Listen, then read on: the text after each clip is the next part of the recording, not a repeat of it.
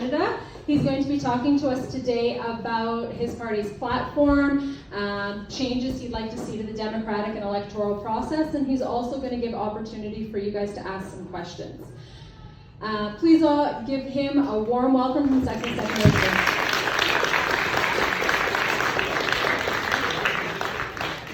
Thank you very much, Janine, for the invite. It is an honor to come speak with you guys today. You guys are the future. Just know that. Politics does not exist except for the people. You guys are the ones that are going to be the future. You guys are the ones that make the decisions on how we run our country in future years. So it's important for you to understand how it's done.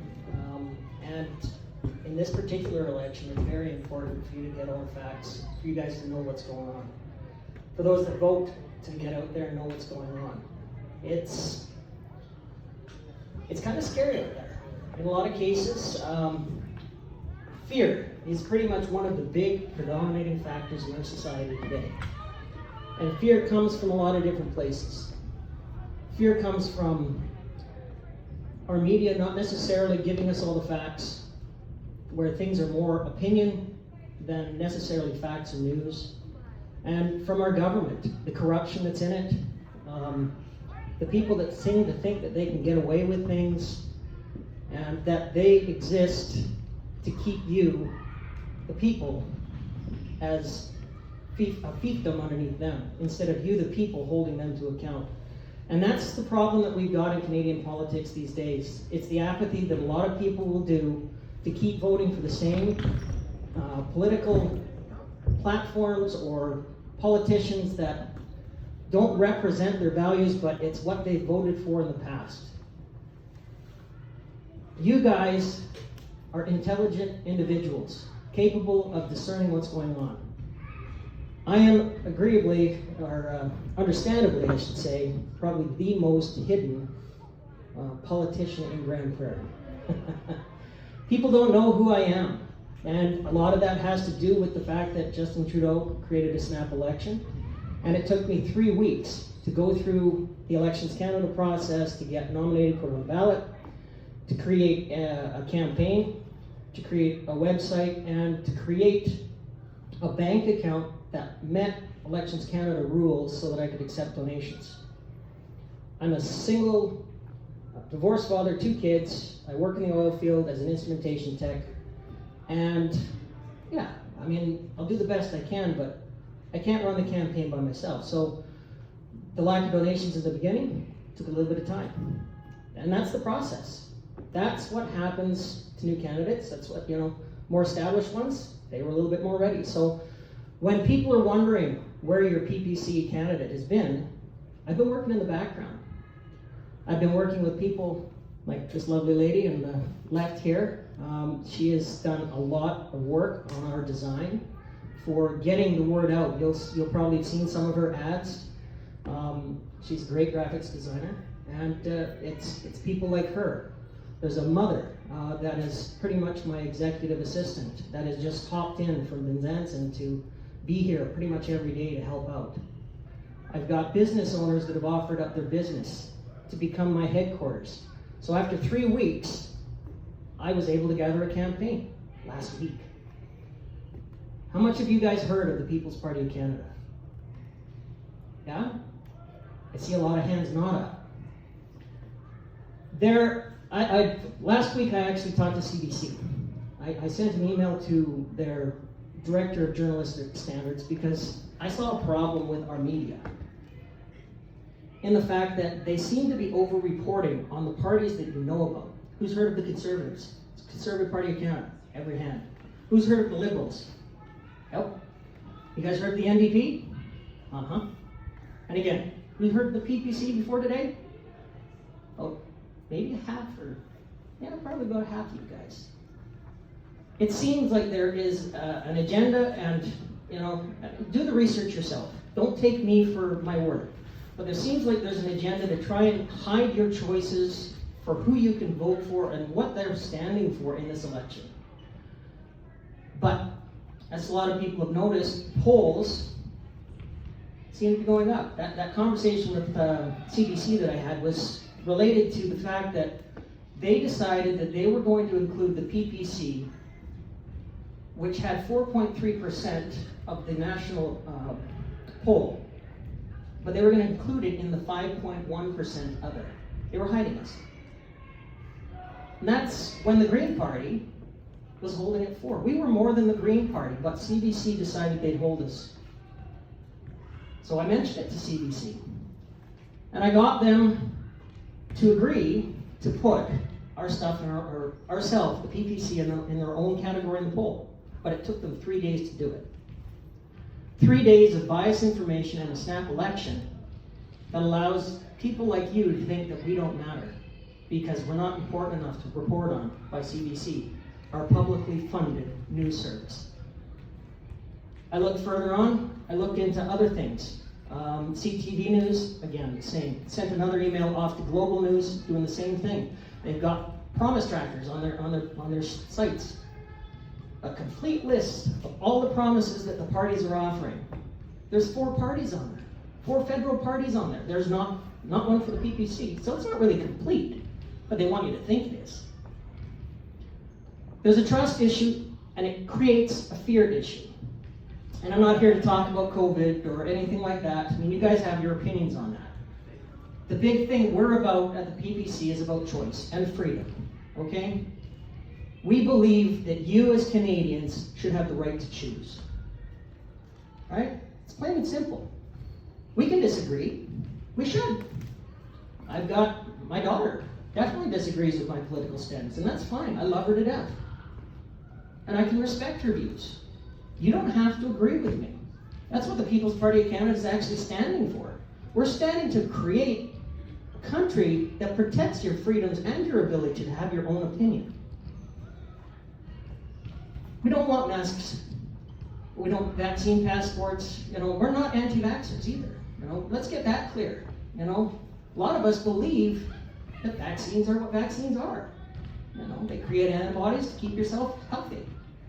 We go through and we take a look at the information we're given. I use the CDC, the Center for Disease Control. That is my benchmark. So when a government comes along and tells you that masks and that vaccines are going to stop the spread, and again, get the information. Like I say, do not take me at my word. I'm a politician.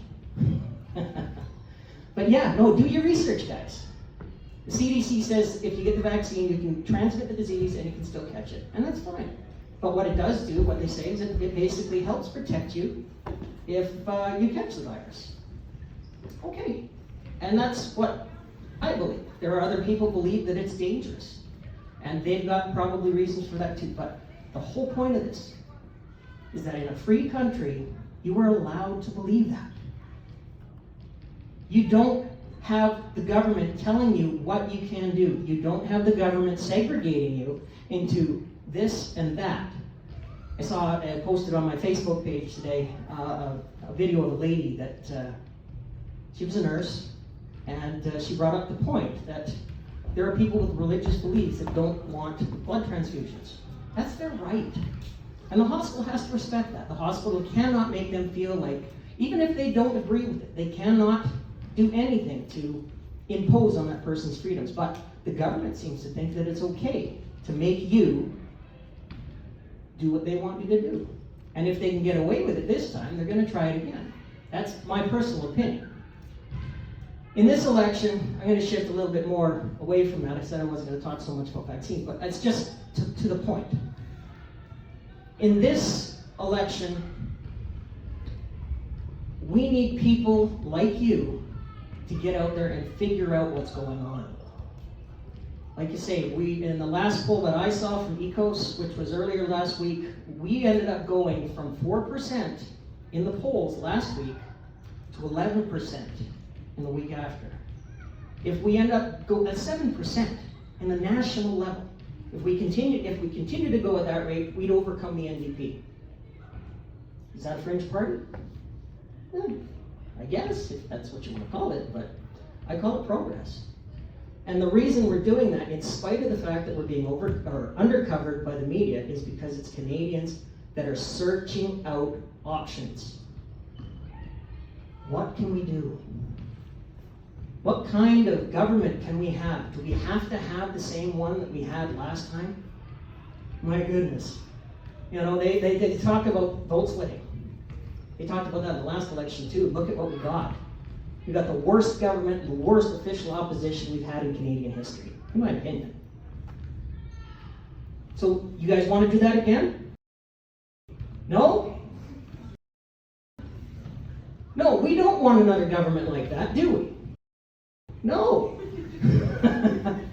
But it's what we're going to get. If people want to buy into the rhetoric that, you know, if you don't vote for Aaron O'Toole, it's a vote for the Liberals. I mean, come on, it's not. It's a lie by the CPC people or the people that want to manipulate you into voting the way they want you to vote. Again, use your own mind. Find out the thing. I'm not really here to convince you that the PPC is the way to go. I am a doorway to information for you to look for yourself. Look at our platform. You know, we're about equalization, getting Alberta figured out so that we can actually quit giving all of our money, you know, to an organization that kind of plays favorites among the provinces and creates laws so they can keep taking more of our money. We want pipelines. We want our economy to get back. You know, your parents, the jobs that they've had, you know, or they've had to change because of our government. We need to fix that. We need to get our debt under control where we don't have a government that's going to spend your future away from you. Right? You guys are going to be in debt for frickin' ever if we keep letting politicians spend your money. The PPC's platform on that is that we also need to stop foreign spending to the degree that we've been doing. We would defund the CBC, which, again, I mean, if they're not going to do their job, you know, and they're not going to be, you know, and we're not defunding them because they're not covering us. We're defunding them because they're not a viable business option, you know. And that's what the Liberals and the Conservatives have done. The bailouts for the car industry, the automotive industry, the Bombardier, and the scandals like SNC-Lavalin. Your tax dollars are going to them. What happened when we had an oil field or an oil crisis here in Alberta? Didn't really get that much attention, did we? Not like when they had all those dollars going to Bombardier. So what I'm getting at here, guys, is just be informed. Like you say, make sure that when you're voting for the right party and that you're voting for the change that you want.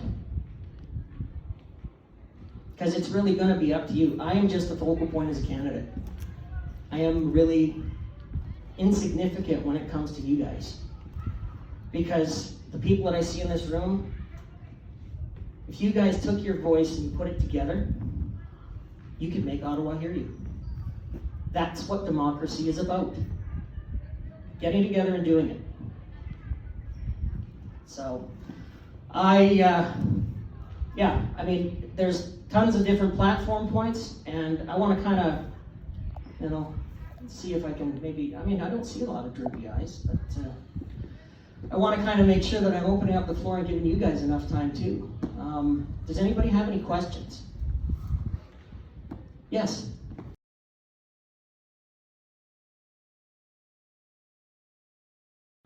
And that's a good question.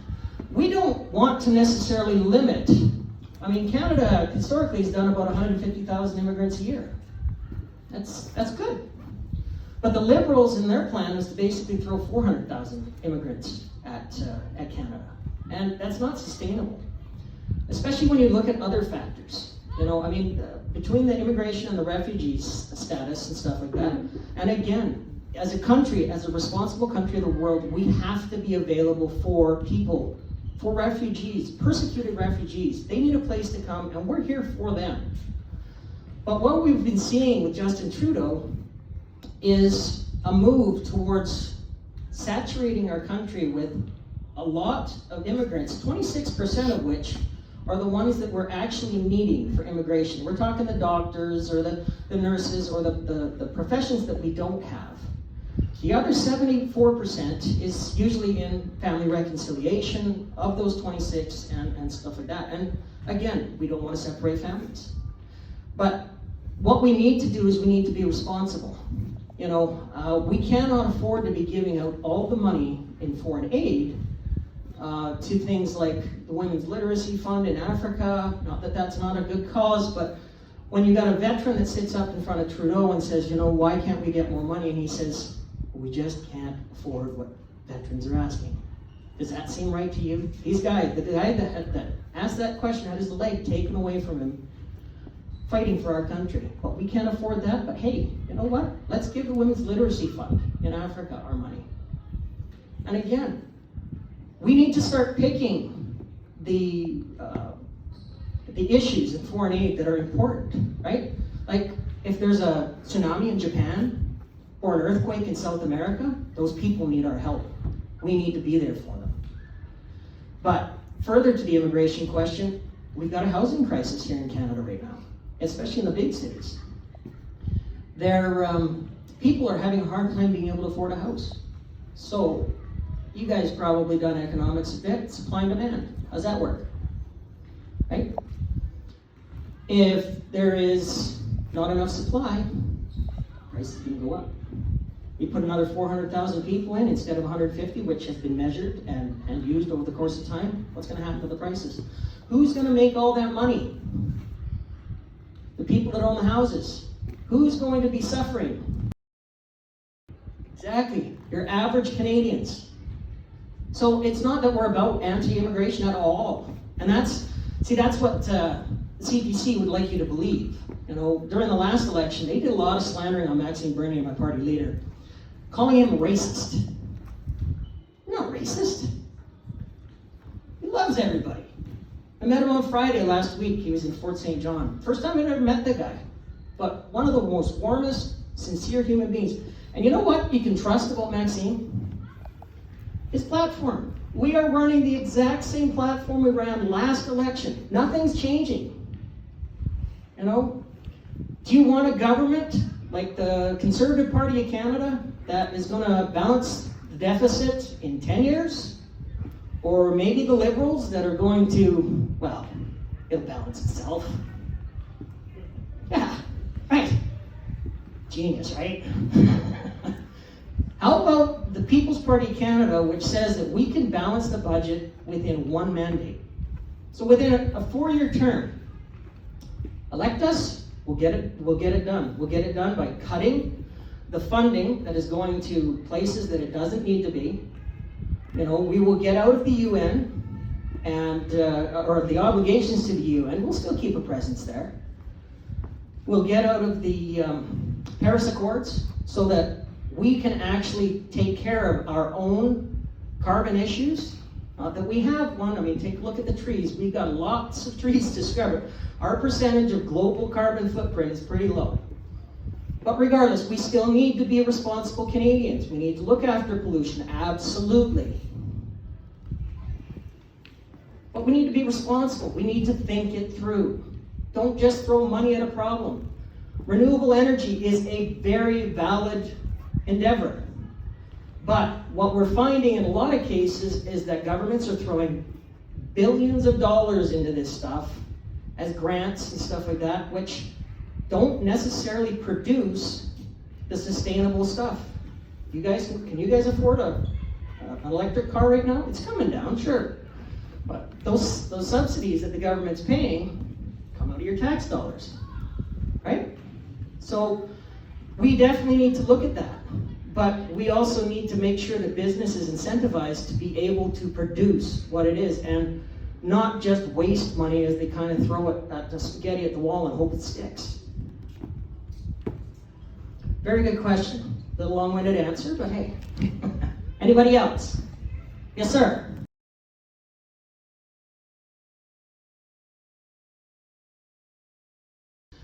Probably not. I can tell you this. The actual thing, I haven't researched our specific platform point on it, I'll be honest with you. But our 4 pillars, let's see if I can get these right. Personal responsibility, freedom, fairness, and respect. And that's across the board. That's the 4 pillars that Maxime Bernier's established our party on. So really, when you look at those 4 pillars, that's how our stand will be on free speech and such. We're not here to regulate. You can have an opinion. But hate speech, there's no place for hate speech. We're all Canadians. My last name's McLean. Irish, Scottish, got a bit of Cherokee in there too. So I'm an immigrant just like you guys are. The Indigenous people are probably the only ones that aren't. So, but we're all here. We have to live in this country together. We have to get along. That's why we're also proposing to get rid of the Indian Act, one of the most racist pieces of legislation that are out there. More of a parent-child relationship. They don't deserve that. We need to be equals in Canada.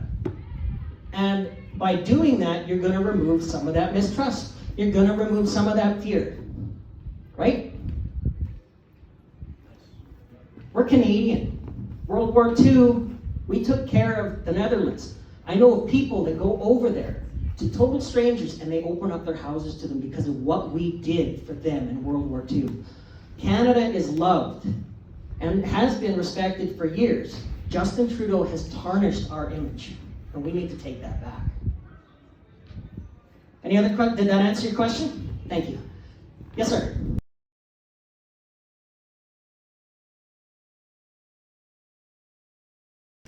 Well, multiculturalism just goes a little bit too far. I mean, we want to maintain our Canadian culture, as it were. And what the Multiculturalism Act has done essentially is it's too confusing more than anything. I mean, it's like, okay, we're going to do this, on this side of things, and but wait, that might offend that. How do you do that? How do you actually make sure that everybody is getting their culture, represented in Canada? I think people can pretty much do that on their own. I think we've done that, I mean, I see so many diverse cultures in Canada. They've done fine, As far as our platform and how we're going to do that, again, I have to go back to pretty much my same answer, is we just need to learn how to respect people, and not have these expectations that because I'm a certain culture, you have to think a certain way. That's not the way it works. Does that answer your question? Excellent. Anybody else? Yes, ma'am. Gun ban and regulations, yes. Our platform is pretty much about protecting the personal property of lawful, abiding Canadians and quit trying to take their guns away from them. Guns are, I grew up on a farm. I basically hunted. I was taught how to basically use a gun and all that kind of stuff. And the majority of the guns that are actually used in crimes are not even owned by people that have, like legitimate, certified, and licensed gun owners. There's no reason to disarm the population. We've had guns in our society forever.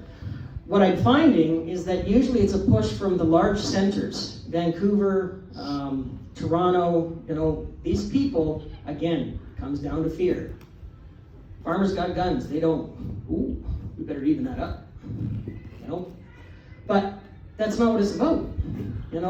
We have a legal right in Canada to own firearms, to go hunting, go fishing, do all the things that we do as Canadians, as free Canadians. So our stand is pretty much to protect property rights and, on the same sort, persecute the criminals better. Does that answer your question? Yes, sir.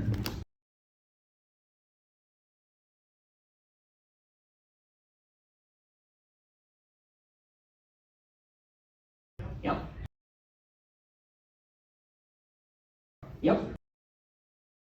No, that's a great question.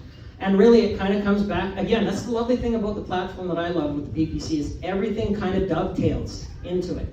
So the one thing that we're going to do, and it says right on our Canadians First. So by taking the 55 billion in foreign aid, the 1 billion a year in CDC, and eliminating all of the corporate bailouts that we've been doing, we're going to have the money to be able to do that. We're going to have the money to be able to do that and more. We'll be able to give the peoples on the reservations good drinking water, which they have been lacking and promised for decades and have been never given. Lies. If we have the money, we can do it. And, the other part of that is getting our economy going. Getting pipelines taken care of so that we actually have an economy that we can participate in the world stage. One of our biggest problems here is that we are selling our oil at a discount in Alberta while we're pulling in oil from Saudi Arabia into the East Coast to get processed in the processing facilities, the gas processing facilities, which have a history of being owned by the Liberals, by Trudeau, sorry. Quebec and Eastern Canada have a different deal with Ottawa than we do. And that's why the People's Party of Canada is about shrinking government, federal government, and allowing provinces the opportunity to run their own province themselves, give their people the power to do what they need to do. Is that one good? Answer that? Anybody else? Oh, yes.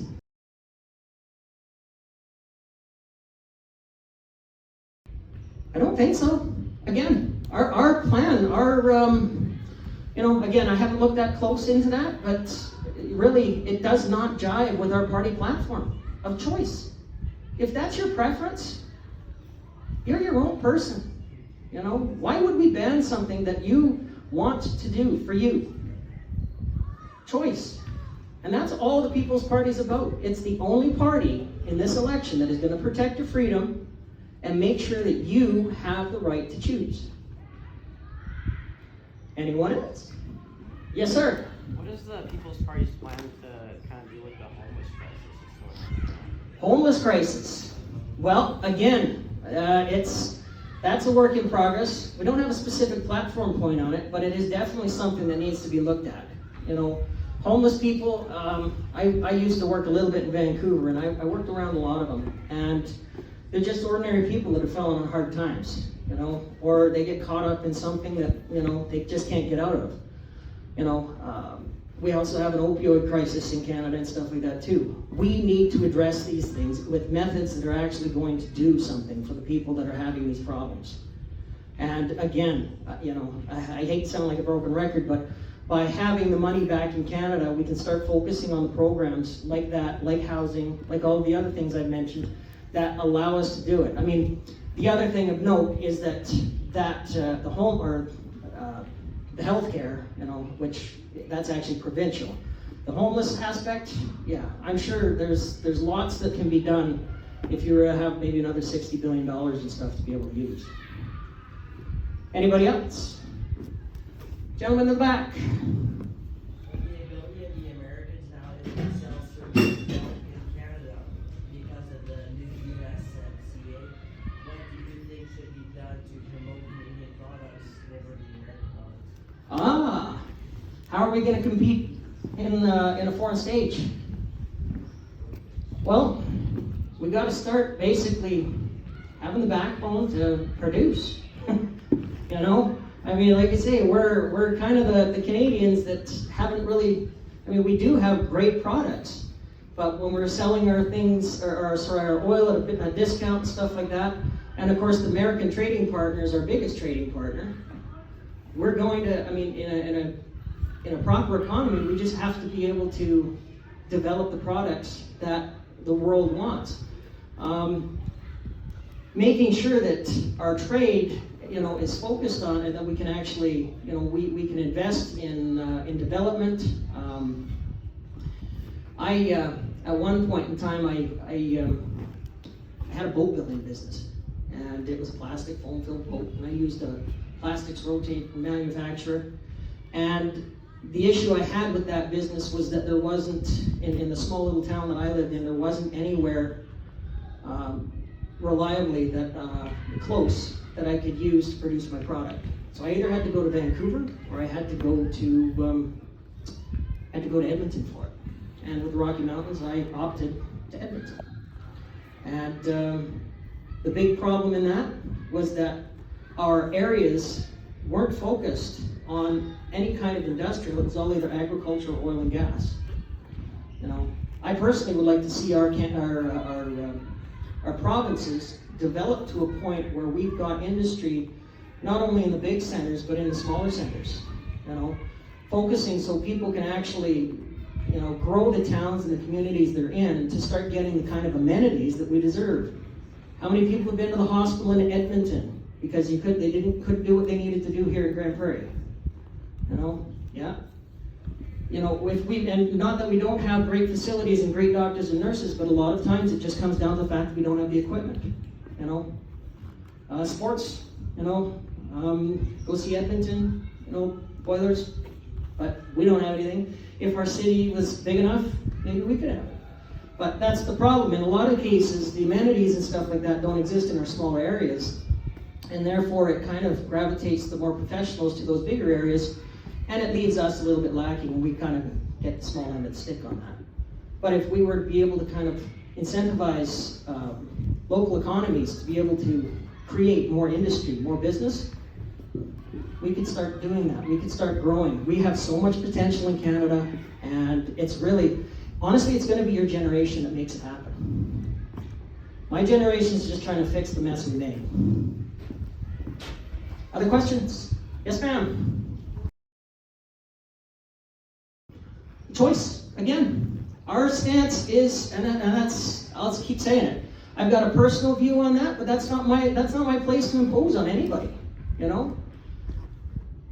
Again, it's all about choice. If you are a Canadian citizen, you have the freedom to choose.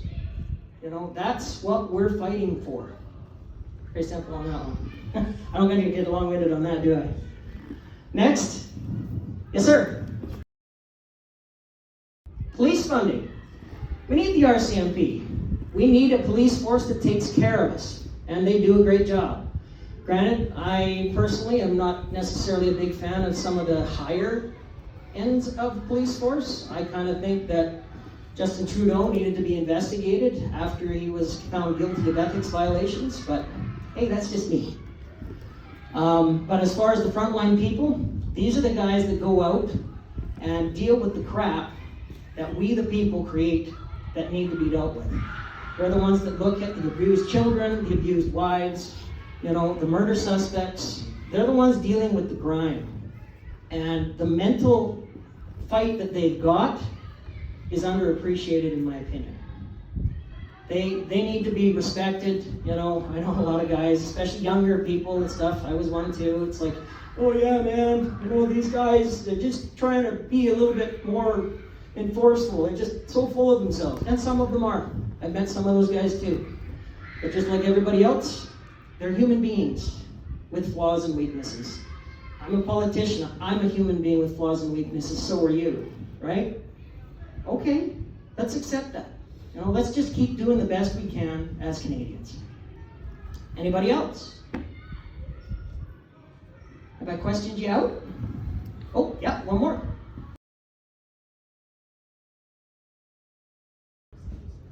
Sorry? Oh, you're talking about the Michael's cases in China. I haven't seen Maxime stand on that, but I can imagine that we would definitely be addressing it. Like our whole, you know, our country right now is, with the Liberals and even the Conservatives, is a little bit more wrapped up in globalism, and they're worried about, you know, what other people seem to think and stuff like that, and the UN, and I mean, I don't know what's going on with that. That should have been dealt with long time ago. Sorry? What? Did somebody have a comment? Oh, I missed it. Never mind. Sorry. But yeah, those guys needed to be. They needed to be back in Canada a long time ago, years ago, and it's a shame that it's a shame that our government has pretty much left them rotting in prison over there. But as far as what we can do for it, I think we definitely need to, make ourselves a stronger partner on the stage. And I mean, there's things we could do, but we've got laws here in Canada, and Huawei representative, we're going through the process with that, and I don't know, that one's a tricky one. So I don't know if I'm going to be foreign proud to see that, but I'll definitely keep in touch on that one for you too. Anybody else? Yes, ma'am.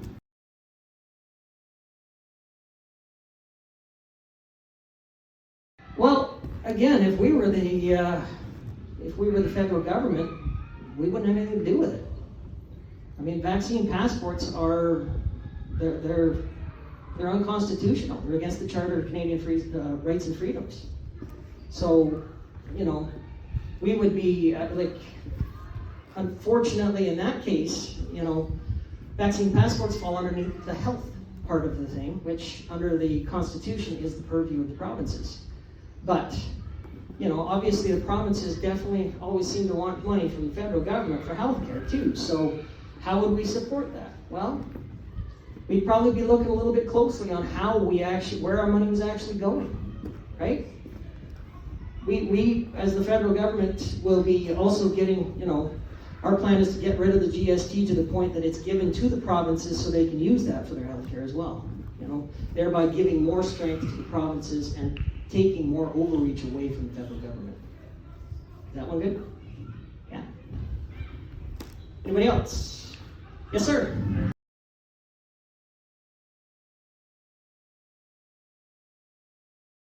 Foster care. The foster care system, yeah, the kids in the foster care system have a raw deal. And, they're set up with a bad situation in the first place. And I know there's a lot of people working on within our health services and our child protective services to make sure that kids are taken care of, but things do miss. Again, humans working human solutions, we're going to make failures from time to time. And we need to be careful, and we need to spend a lot of time looking at how we're protecting our kids and stuff. So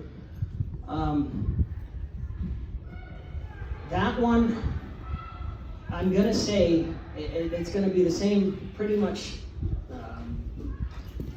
standard across the board. We're going to have to look at all of these individual points. And you bring up a good one, and it's not in the platform stance right now. And I don't have an official answer for what the parties actually stand on it, but at the bottom line of all of it is we're for Canadians, and the kids need to be looked after, and the people that are working the foster care system and the adoptions and all that stuff, they're working hard, and they're undermanned in a lot of cases too, and things do get slipped through the cracks, and these people are working through emotional issues on a constant basis, and that wears people down too. So we need to find a way of being able to help everybody. And if there are issues, we need to find a way to fix them. And I won't have all the answers for you today, I can promise you, but as an MP, if I were in and somebody were to throw an email like that on my desk, I'd definitely be doing some research into it. Thank you. Anybody else? Yes, sir.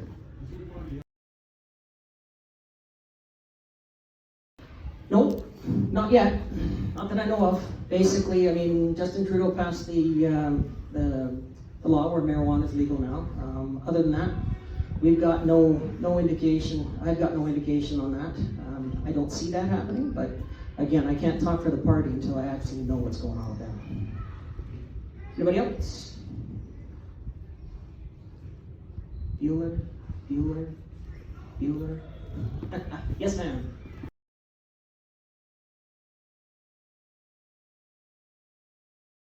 Well, like I mentioned earlier, one of the big things about that is getting rid of that Indian Act. It is a racist piece of agenda of legislation that, quite frankly, we need to eradicate and start working with the Indigenous people as partners and not as a father-parent type relationship. There have been a lot of atrocities. We've heard about them in recent months. They've been going on for centuries. And basically, again, like a parrot, we'll probably go again, our 4 pillars, respect, personal freedom, fairness, accountability.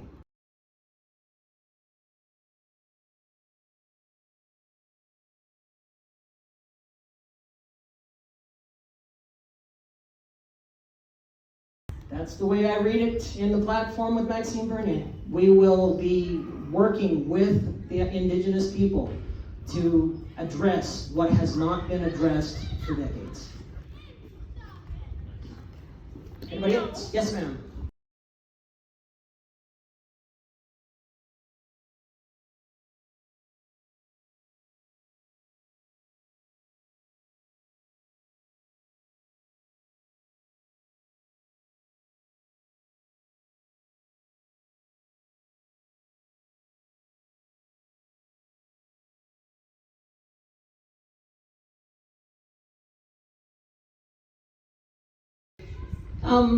Again, we recognize that there's issues with, the way that Canada has treated its Indigenous people.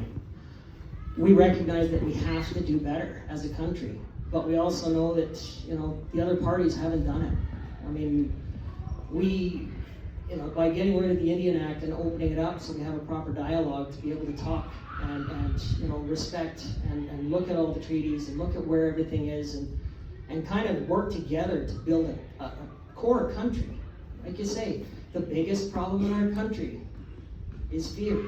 It's a lack of trust. We've got to build that back. If we don't have it, and we don't have it with the Indigenous people, and with good reason, we don't have, the federal government doesn't have it with its people for good reason, A lot of these guys lie, It's not good. We need to replace them. It's plain and simple. If you vote for the same old stuff, if you vote for crappy option A, so that you can basically vote out crappy option B, you get a crappy government. How do you know I'm not the same? You don't. You really don't off this. I am just a pipeline worker, off there. You're right, you don't. But what do you know about the ones that you've already voted for? Huh? Take a look at the history. You want to give me a chance, great, give me a chance. You guys are the voice. That's the beautiful thing of democracy. You don't have to pick me, but if you see something here that might help you in your future, as opposed to the ones that really haven't done anything for you, then maybe you want to vote for me. But that's your choice. I am not here to convince you. I will show you, as an MP, how hard I'll work for you. But other than that, something walks, and something else talks. Anyway, does that answer your question? Yes, sir.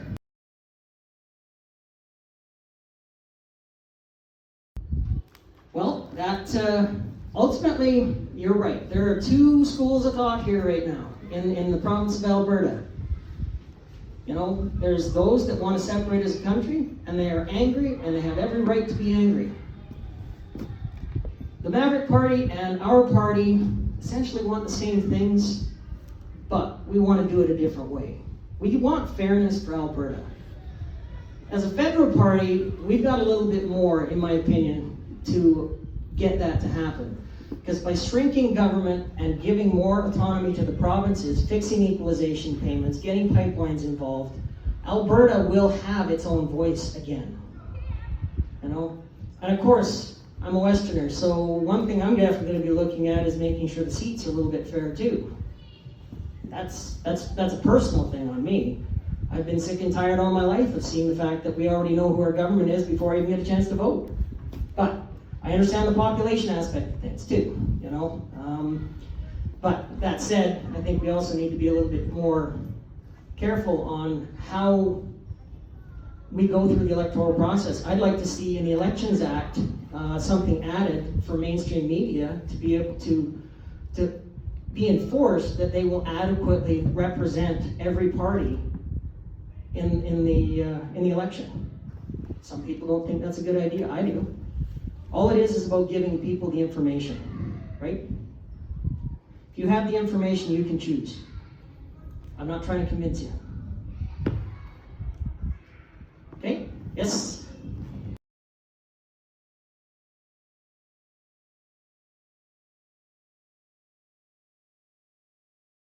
Oh yeah.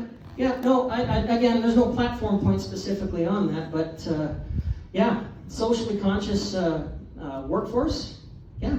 I mean, if we found that somebody was being abused or that they were being taken advantage of, you know, I mean, a lot of that stuff actually comes down to social shaming and stuff like that once it gets on there, but, you know, without looking specifically at a specific platform point, again, I can't give a specific on it, but I can tell you as a candidate that that's not acceptable. We're going to have to, as a world, as a community, a global community, we have to be unaware of that, because there's a lot of predators out there.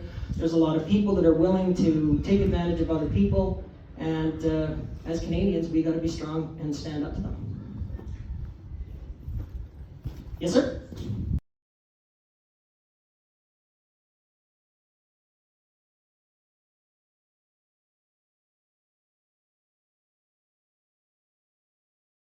Well, and that is actually a lot deeper discussion, and unfortunately, I am not qualified to necessarily answer that question. The question was, how would we, you know, after we remove the Indian Act, would we follow through with that? I mean, that's going to take years, you know, and I mean, hopefully it takes even less, but you know, it's a matter of opening up dialogue, common sense, and you know, having discussions and finding out what's going to work for everybody. So, yeah. Yes, sir? Childcare? My opinion on childcare? Well, I had 2 kids, and yeah, my ex-wife worked, and it is very hard for people to have affordable childcare and still get jobs that don't necessarily pay enough to warrant the childcare. I mean, it's a very, very hard place for people to be in. I think the trick there, again, is we need to get our economy back so that we're actually getting wages up to a point that people can actually afford that. You know, we build programs that allow people to be able to get to go to work. But again, that's like the last question. There's a lot more to it, and we are going to have to spend some time looking at it. But yeah, sorry.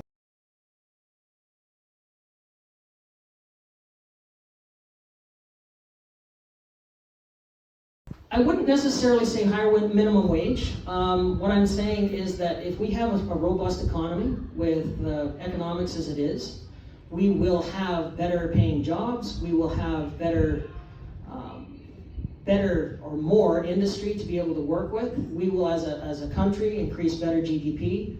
But yeah, like right now with our unemployment issues the way they are and such, I mean, people are struggling, and we need to bring that unemployment level back down. I mean, right now, there are several companies that are, even though we have unemployment issues, they're letting their people go because they're not getting vaccinated. And I'm not meaning to come back on that, but that in itself is an issue. You know, we're going to have problems with servicing the population through that. But the whole thing as a whole, like I say, by the time we look at it all, I mean, we have lots of work to do. Absolutely we do.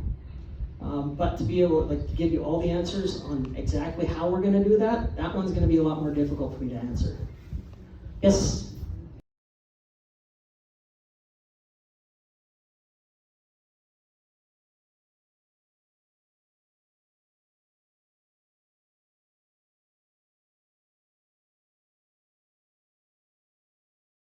I have no knowledge of any plan right now, but again, that doesn't mean that there doesn't exist one. Again, I mean, I've been following the PPC for, you know, probably about a year myself. I became a candidate the day before the election, and I've got myself up familiar with their platform and such. There is a lot of stuff that, you know, that's not in the platform that we are probably going to, as a political party or a government or official opposition, we're going to have to address. We're going to have to put that out there. So, I mean, these questions are great. I mean, it makes us think, and I appreciate them. Anybody else?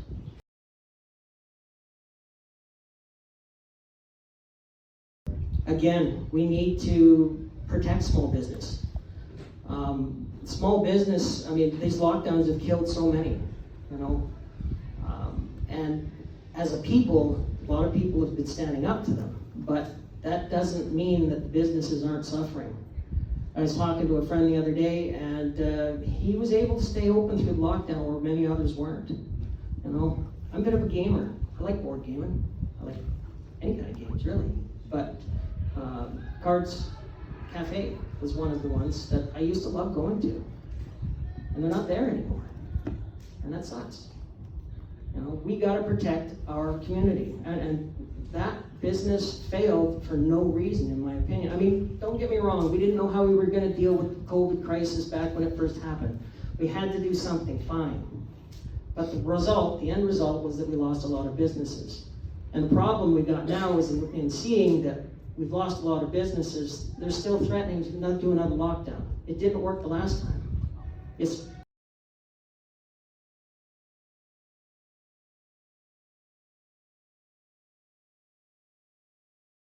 The question was, do I believe that the businesses were lost because they were either deemed essential or non-essential?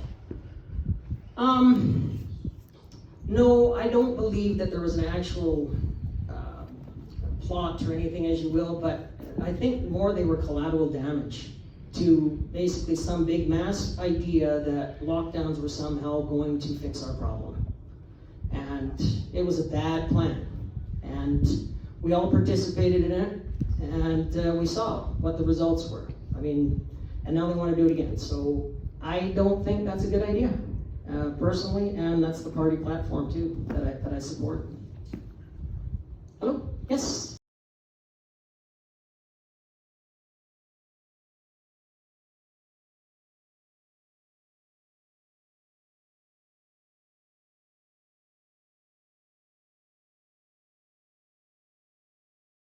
Yeah, the question was, with the new definition of hate speech, would it open up the opportunity to more hate? I suppose it's possible. The problem that we've got in that is making sure that we are guarding what's actual hate speech and what is opinion, and opinions are opinions. People will have them. You've all got them. And for a government to try and suppress what your opinion is wrong, bottom line. When it crosses the line and becomes hate, you know, where it basically instigates somebody to do violence or damage to somebody or somebody's property, that's wrong. We gotta do that. But in the political correct world that we seem to be living in, it's almost like everybody is a target. And you have to constantly be on guard of what you say, or else you're going to offend somebody. You know what, people? You're gonna be offended in life. It's gonna happen. I'm sorry. We are all gonna have to grow thicker skins and get used to being offended from time to time in order to keep and maintain our free speech. You know, it's fundamental to our freedom. I'm not saying we support any, well, does that mean my time's up? I'm not saying that we need to, we need to back away from being an advocate for people's rights.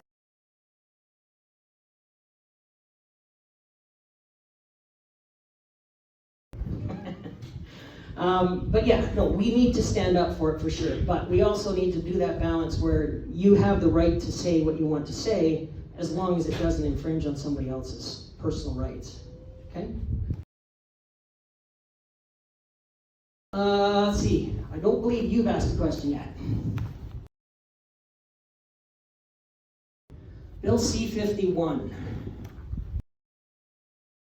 I'm not, Bill C-51. I mean, it's, yeah. That, I mean, again, it's the same stands we've always got. Getting the government involved and trying to regulate what you are allowed to put on your Facebook account is stupid, I guess. That's not a very good political answer, I guess, but it's stupid. You know, you need to have the freedom to be able to say what you do. Again, going back to the last lady's question, as long as you're not impinging on somebody's rights, instigating violence, or doing something that's totally anti-societal, yeah, we don't support that at all. And I guess that's it.